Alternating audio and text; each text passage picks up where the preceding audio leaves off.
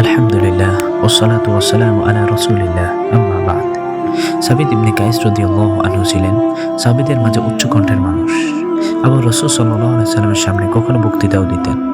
তাই স্বাভাবিকভাবেই কথা বলার সময় তার কণ্ঠ উঁচু হয়ে যেত।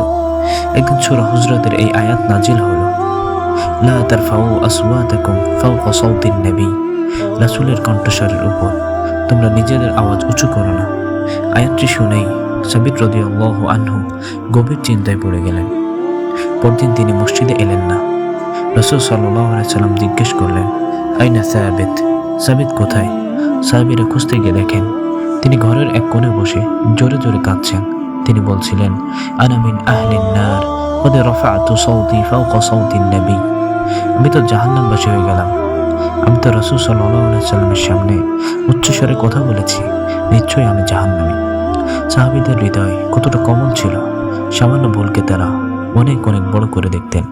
সাহাবীরা এসে পুরো ঘটনা জানালে রাসূল সাল্লাল্লাহু আলাইহি সাল্লাম বললেন, বাশশিরু ফা ইন্নাহু মিন আহলিল জান্নাহ, তাকে সুসংবাদ দাও, সে তো জান্নাতের একজন।